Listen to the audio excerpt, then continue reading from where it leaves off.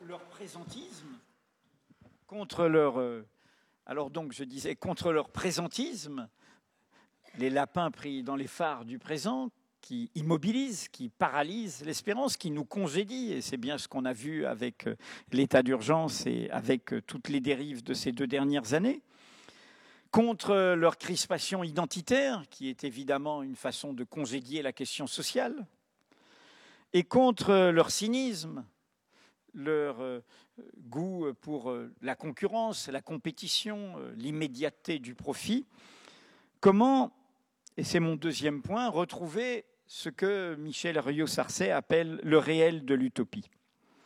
Alors pourquoi convoquer cette historienne et convoquer cette époque, puisque Michel Reuillot-Sarcey travaille sur 1830, les Trois Glorieuses, l'époque des Mariannes et des Marianeux, toutes ces sociétés secrètes qui essayaient de redéfendre l'idéal d'égalité, et évidemment les journées de février 1848, les démosocs, les premiers à exiger une république démocratique et sociale, 2 mots dont je vous le rappelle qui ne sont rentrés dans notre Constitution qu'après la catastrophe européenne, en préambule de la Constitution de la 4e République, maintenue dans la 5e. Notre République est supposée démocratique et sociale.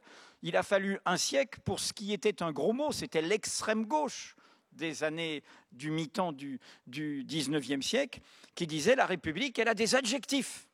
Sinon, c'est la République des dominants, c'est la République de ceux qui l'accaparent, de ceux qui prétendent que l'égalité est proclamée, et ils parlent à notre place, et ils parlent à la place du plus grand nombre. Et donc, a surgi, et c'est ce qui va donner évidemment le mouvement ouvrier, le mouvement socialiste, a surgi ceux qui disent « mais non, l'égalité, c'est notre affaire, et on va parler à notre place ». Henri Lefort, un des membres inconnus de la première internationale, un de ceux que préféraient Marx et Engels, c'est lui qui lance l'appel des 60 pour dire « nous sommes ouvriers ». Et en tant qu'ouvriers, nous voulons parler nous-mêmes. Ce n'est pas les bourgeois qui vont parler à notre place. Et nous voulons nous réunir entre ouvriers. Nous voulons défendre notre cause nous-mêmes, pas par délégation, pas d'autres à notre place. Démosocs, démocrates et socialistes, liant la question des libertés fondamentales, non pas comme une question secondaire, relative, mais comme une question essentielle qui est au cœur de la question sociale, du n'importe qui de la démocratie. Sans privilège de naissance, d'origine, de fortune, j'ai le droit de m'en mêler. Et donc le n'importe qui suppose la liberté d'expression, le droit de dire, suppose la liberté de la presse, le droit de savoir, suppose l'accès à l'éducation, suppose l'ensemble du partage des savoirs. Ce n'est pas quelque chose de conditionné où il y aurait une question sociale au-dessus. Non, la question démocratique est libératrice de la question sociale. Alors pourquoi convoquer cela ? Pour une raison toute simple, qui est, j'allais dire, ma propre actualité, que je vais vous faire partager, car c'est quelque chose qui m'a débordé cet été et qui, je crois, est une arme pour vous tous.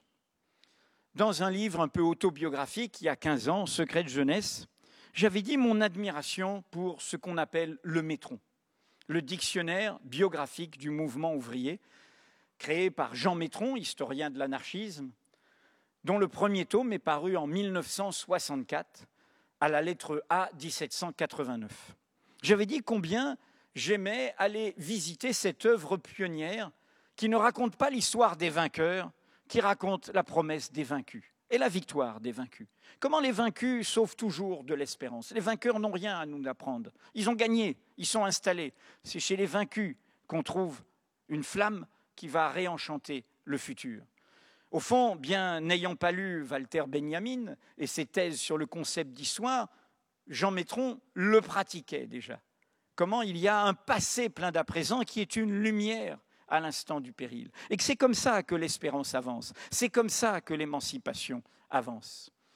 Et donc, bien avant la sérendipité du numérique, aujourd'hui le Métron est en ligne, il y a eu toutes ces notices avec ce choix biographique de raconter une histoire qui n'est pas une histoire des appareils, qui n'est pas une histoire d'une famille politique unique, mais au contraire d'itinéraires pluriels, à hauteur d'humanité, d'individus obscurs, moins connus et méconnus. Il se trouve que le Métron, cette année, cet automne, arrive à la fin d'un cycle, 76 volumes au total, plus de 160 000 notices en ligne, et il y a des volumes thématiques, y compris un qu'il faut relire pour vacciner l'anti-américanisme primaire de la gauche française, qui est sur le mouvement ouvrier francophone aux États-Unis. Il y a des thématiques sur les fusillés, sur le Comintern, sur évidemment la question coloniale, l'Algérie. Et il y a la fin du cycle qui va de 89 à 1968. Lettre A, 1789, lettre Z, 1968. Les ex-éditions ouvrières, aujourd'hui éditions de l'Atelier, sont venues me voir et m'ont dit « Vous avez déjà partagé, y compris j'avais fait des réunions avec eux, et on voudrait que vous partagiez votre amour du métron pour montrer que ce n'est pas un monument académique, que c'est un instrument d'émancipation, un instrument de culture, de réenchantement de nos idéaux. » J'ai dit oui, il voulait que je fasse une petite préface à un choix de notice. Et puis bref, de fil en aiguille, c'est devenu « Faites votre parcours amoureux dans le métron ». Bref, c'est devenu un livre qui va sortir fin octobre, qui s'appelle « Voyage en terre d'espoir », qui m'a débordé puisqu'il fait 500 pages et qui est coupé en deux parties. Un essai sur l'histoire que raconte et l'histoire que pratique le métron, qui s'appelle « La victoire des vaincus », et une deuxième partie qui est un voyage aléatoire, il peut y en avoir plein d'autres, avec un choix de notices du métron où j'ai privilégié des moins connus, des méconnus, ceux dont on a moins souvenir que d'autres, voire qui ont été oubliés. Mon propos dans ce livre, c'est de montrer comment il faut que nous nous libérions du XXe siècle. Comment il faut, face aux défis immenses que nous avons avec ce XXIe siècle, que nous ne soyons plus prisonniers du chagrin, de la catastrophe, des déceptions, des tristesses du XXe siècle, dans le double aspect que je convoquais tout à l'heure, à la fois la social-démocratie et le stalinisme. Il nous faut retrouver, et Dieu sait si au XIXe siècle, ce sont des lutteurs et des lutteuses qui en ont payé le prix fort, d'exil, d'exécution, fusillés, décapités, emprisonnés, exilés, et ainsi de suite, déportés. Mais il nous faut retrouver la jeunesse de cette scène originelle, où justement les idéaux originaux n'avaient pas encore été saisis par l'esprit de système, par le système des partis, par sa verticalité, par sa façon de rendre les vies prisonnières d'une seule identité. Et nous trouvons là des itinéraires, tout ce qu'il y a de plus multiple, tout ce qu'il y a de plus divers. Nous retrouvons là l'origine profondément libertaire, anti-autoritaire de l'affirmation de cette espérance qui est au cœur, évidemment, des pédagogies que vous pratiquez. Et nous retrouvons là des idéaux originels un peu tombés, un peu méprisés, et notamment par ceux qui sont au pouvoir et qui pensent que les mots république, démocratie, ils en sont propriétaires, alors qu'ils les trahissent, alors qu'ils oublient les adjectifs, alors qu'ils oublient son exigence concrète d'égalité, alors qu'ils la piétinent, quand par exemple ils font évidemment la déchéance de nationalité ou les hiérarchies entre les humanités, quand ils réhabilitent l'esclavage, la colonisation et ainsi de suite. Quand ils commettent tous ces crimes contre notre propre histoire, eh bien, il nous faut relever cette histoire ancienne. Il nous faut lui redonner sa vitalité et sa force. Et cela est d'autant plus possible qu'elle rencontre cet imaginaire démocratique originel, ce qu'appelle la révolution numérique. Toute révolution technologique appelle un nouvel âge démocratique. La révolution numérique n'est pas libératrice en soi, elle permet de faire la surveillance, elle permet de faire des drones, elle permet aussi d'être un instrument de domination.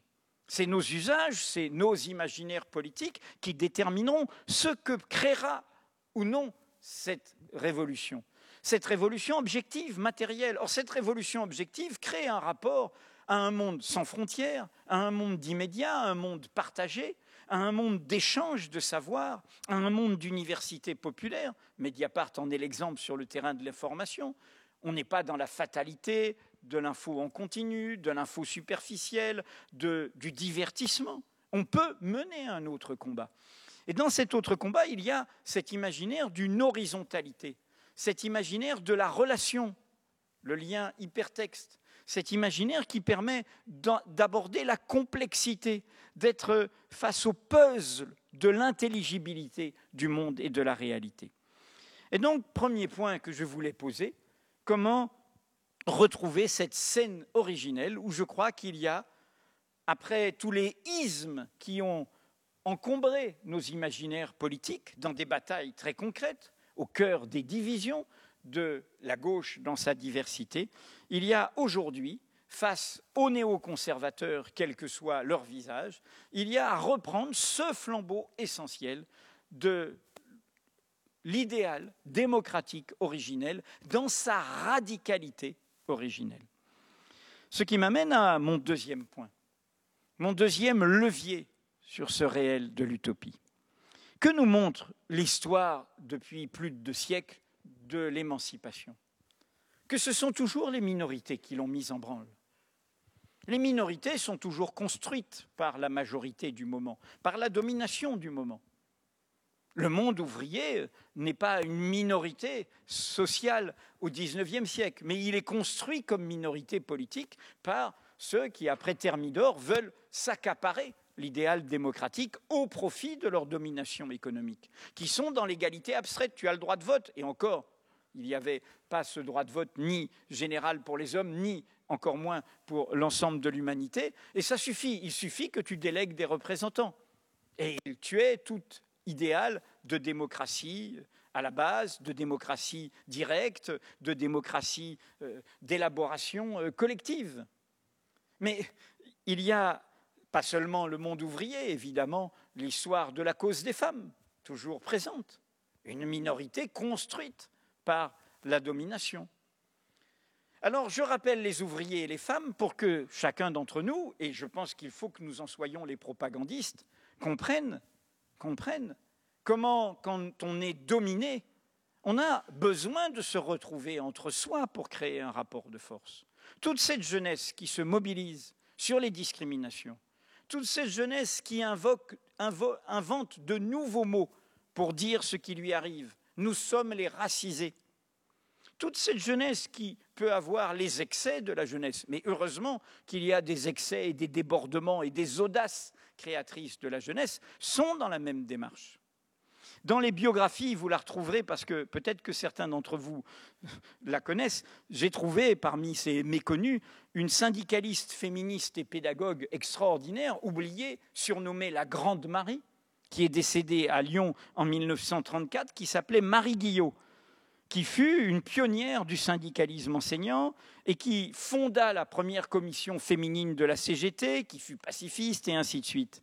Eh bien, vous savez que, pour rappeler en écho à ce que je viens de dire, c'est elle qui s'empressa d'adhérer, elle était institutrice, à la première organisation non mixte, un groupe de la jeunesse laïque et féministe qui avait été lancé en 1903 en Saône-et-Loire. Avant les groupes femmes de nos propres jeunesses. On se réunissait entre femmes pour défendre le droit de vote, pour défendre qu'elles puissent parler et pour se battre, y compris dans sa notice biographique, elle raconte le cas d'un ouvrier dont la femme avait été exclue et l'ouvrier lui-même parce que d'abord c'était une affaire d'hommes, il fallait réserver les places à l'embauche d'abord aux hommes et ainsi de suite. Et donc, cette question de faire levier des minorités, de comprendre qu'il y a là un enjeu essentiel et que l'on ne peut pas dissoudre justement abstraitement dans la cause ouvrière. Au contraire, si on le dissout, on dissout la cause ouvrière, car les minorités sont au cœur de la cause ouvrière. Les minorités liées à nos migrations post-coloniales ou coloniales, liées à la diversité de notre peuple, issue de notre longue projection sur le peuple, sur le monde. Et donc, cette question est décisive pour trouver ce nouvel imaginaire qui va aussi avec l'évolution de nos sociétés. Nous sommes un et pluriels. Nous devons faire du nous avec des je. Nous sommes des sociétés d'individus et nous revendiquons d'être respectés dans nos libertés et nos choix individuels. Mais ce choix individuel ne veut pas dire que nous serions des individualistes. Nous pouvons faire du nous avec cela, à condition que l'on assume ce chemin collectif qui est pour moi ce chemin des causes communes de l'égalité. où nous nous occupons d'abord de ce que nous faisons ensemble, ce qui est pour moi le vrai sens du mot laïcité. Non pas quelle est ta croix, quelle est ta kippa, quel est ton foulard, quelle est ta croyance, quel est ton culte, peu importe. Ce qui m'importe, c'est ce que nous faisons ensemble. Est-ce que nous ferons grève ensemble? Est-ce que nous serons sur la même cause démocratique et sociale ensemble? Qu'est-ce que nous pensons des droits des femmes ensemble? Et c'est là que nous ferons le chemin ensemble. Et c'est ce qui est arrivé d'ailleurs au christianisme social dans la foulée de 1905, qui a créé des émancipations et des prises de position qui peuvent en remontrer au niveau des principes en 1940 ou pendant la guerre d'Algérie, en remontrer beaucoup à des républicains confis de laïcité sectaire qui néanmoins ont basculé en 1940 ou ont basculé au moment de la guerre d'Algérie. Cette question des minorités, il faut s'en prendre parce qu'elle est au cœur du terrain. J'ai préfacé pour cette rentrée le livre du vice-président de la région Bretagne, Jean-Michel Le Boulanger, qui est donc de ces organisations, de ces sensibilités, les chargés de la culture, de la renaissance culturelle bretonne, de tous les festivals qu'il y a en Bretagne. Il est vice-président dans la majorité du président actuel de la région Bretagne, de Le Drian et de la majorité politique actuelle. Mais nous avons dialogué à partir de Pour les musulmans, à l'enseigne de Banania Yabon et de Bécassine Labornais, donc les deux caricatures qui rappelaient des dominations, qui sont des dominations sociales, mais qui s'en prennent aux identités qui sont essentialisées de l'autre. Et du coup, nous avons trouvé que nous avions les mêmes références. De Victor Ségalen à Édouard Glissant, nous parlions du divers qui est en nous. Du coup, il a écrit un manifeste que je vous conseille aux éditions Dialogue de Brest, un manifeste pour une France de la diversité, en parlant depuis la Bretagne. Alors là, du coup, les racistes, les xénophobes, ils sont embêtés. Tiens, ça ne vient pas des musulmans, ça ne vient pas du comité contre l'islamophobie en France, mais ça dit la même chose. Ça dit la même chose, c'est enfin un vent d'air frais venu de Bretagne qui réenchante ce que nos politiques sont incapables de dire. Et donc cette question, pour moi, qui est essentielle aujourd'hui et qui interpelle toutes les familles progressistes, de faire levier de cela en se rappelant que c'est l'histoire originelle, y compris du mouvement ouvrier. Enfin, troisième levier, je l'ai évoqué tout à l'heure, donc je serai bref, j'ai parlé de cet au-delà de soi-même. Je veux dire de cette question de l'élévation. J'ai entendu ce mot tout à l'heure quand on a parlé de ce que proposait ATD Carmonde, ce qui élève, ce qui relève. Et nous avons besoin de cette question, je dirais, d'un horizon. L'horizon, on ne l'atteint jamais. L'horizon, on ne l'attrape pas. Mais l'horizon, c'est ce qui nous fait faire du dénivelé, un peu accepter de grimper, arriver à un point de vue, embrasser l'air. Et nous avons besoin de retrouver cette dimension-là. C'est un enjeu de pédagogie populaire essentiel, non seulement pour la jeunesse, mais pour l'ensemble de nous tous. Je vais rappeler dans mon propos sur le métron, je rappelle par provocation, le premier manifeste communiste, il est de 1833. Ah, tiens, et Karl Marx et Engels l'avaient lu, quand ils reprennent ce mot communiste qui veut dire commons en anglais, le commun. C'est justement ce qui est au cœur, y compris de l'imaginaire du numérique aujourd'hui. C'est pour ça que cela revient. Après la façon dont des catastrophes étatiques, partidaires, ont pu s'en emparer, le commun. Mais le premier manifeste, c'est celui de Lamennais de l'esclavage moderne. C'est un curé. Je rappelle cela pour dire combien aujourd'hui, par rapport à une composante de nos classes populaires, il faut aussi laisser venir à ces causes d'émancipation ceux qui viennent avec leur propre au-delà qui est fait de leur propre spiritualité. Je conclus, puisque j'arrive à la fin. Vous connaissez ces deux phrases fétiches. J'ai dit, quand on m'a demandé de venir, comme Mme Medioni m'a sollicité, je lui avais dit, je vais parler un peu de poétique et politique. J'ai adapté un petit peu mon propos, mais au fond, c'est cette idée que je crois vraiment que la politique doit être une poétique. Je viens d'un pays, les Antilles, où la politique a toujours été empreinte de poésie, que ce soit Césaire, Fanon ou Glissant. Car je pense qu'il y a une question d'imaginaire dans la politique, on ne fait pas la leçon à un raciste, on ne le punit pas un raciste, Mais on l'entraîne à se dépasser lui-même, à sortir de cette crispation, de cette haine de sa propre humanité, par un imaginaire supérieur, par un imaginaire libérateur. Et c'est concrétisé souvent par Edgar Morin quand il dit, pour nous donner de l'enthousiasme, il cite Hölderlin, là où croit le péril, croit aussi ce qui sauve. Et il dit aussi Machado, Caminante no hay camino, toi qui chemines, il n'y a pas de chemin, le chemin se fait en marchant. On ne va pas attendre une promesse pour y aller, on doit y aller et avancer comme cela. Qu'est-ce que je veux dire ? Je veux dire qu'il ne faut pas être naïf, optimiste de la volonté, pessimiste de l'intelligence. Cette phrase attribuée à Gramsci est en fait de Romain Rolland, l'homme d'au-dessus de la mêlée en 14-18, l'homme de la déclaration de l'indépendance de l'esprit. Cette idée qu'au fond, oui, nous sommes lucides, nous savons bien que la catastrophe est possible, que cette crise de civilisation globale peut amener, dans la conjonction de la crise économique et de la crise écologique, en 2020, en 2030, en 2040, je ne sais pas, à un grand collapse. Oui, nous le savons, les historiens le documentent, que les civilisations s'effondrent. Qu'elles s'effondrent par méconnaissance de leur fragilité, par méconnaissance de leur imbrication au monde, de leur complexité, par manque de souci du tremblement du monde, par délire de puissance. C'est arrivé à la fin de l'âge de bronze, c'est arrivé à la fin de l'Empire romain, et ainsi de suite.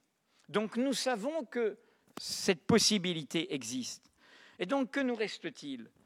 Là où nous sommes, à parier sur l'improbable, à parier sur l'événement, à parier sur l'inattendu, à être au plus proche du terrain, à ne pas attendre, surtout dans ce pays qui, depuis la monarchie absolue, en passant par le bonapartisme napoléonien jusqu'à notre césarisme présidentiel, a ramené tout au grand 1 de la servitude volontaire, qui va avec le grand même de l'identité. Ça, c'est le nœud français, le problème français. Nous le savons tous. Et nous savons qu'il faut le dénouer pour que soient enfin libérées politiquement les énergies qu'il y a réellement, pratiquement, dans le peuple, dans sa vie quotidienne, dans ce fait qu'il vit ensemble, ce peuple, et qu'il n'a pas besoin qu'on lui apprenne à vivre ensemble.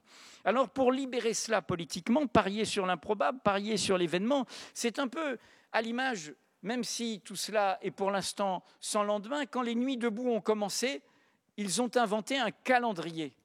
Ils ont dit, nous n'arrêterons pas le mois de mars, et il y aura une sorte d'immense mois de mars. Or, vous savez que Walter Benjamin, dans ses thèses sur le concept d'histoire, rappelle qu'en 1830, pendant les Trois Glorieuses, les ouvriers tiraient sur les horloges, et il oppose le temps mécanique de l'horloge, le temps de l'oubli, le temps de l'entreprise, le temps de la machine, le temps qui est compté, le temps quantitatif, au temps du calendrier, qui est un temps d'invention, qui est un temps qualitatif, qui est un temps de projection du passé dans le futur. Et être au plus près, regardez sur Mediapart aujourd'hui, nous publions en vidéo un entretien avec la maire de Madrid. Car l'Espagne, c'est la fin du bipartisme, grâce à Podemos, Ciudadanos, c'est-à-dire avant les Indignados et les Mareas. Ils ont réussi à faire tomber le bipartisme, mais surtout, ils ont réussi dans les villes. Ils ont réussi au plus près du territoire à créer là des politiques concrètes. Et cet entretien avec Manuel Carmona, de la maire ancienne magistrate de Madrid, est très illustratif de cela. Voilà, je voudrais terminer par cette citation qu'a reprise l'historien Patrick Boucheron dans sa leçon au Collège de France pour parler de cette actualité du passé, de combien nous avons un enjeu qui est au fond de brandir notre histoire et de ne pas les laisser figer notre histoire. C'est une citation des Misérables de Victor Hugo. Tenter, braver, persister, persévérer, être fidèle à soi-même, prendre corps à corps le destin, étonner la catastrophe par le peu de peur qu'elle nous fait, tantôt affronter la puissance injuste, tantôt insulter la victoire Yves, tenir bon, tenir tête. Voilà l'exemple dont les peuples ont besoin et la lumière qui les électrise. Merci.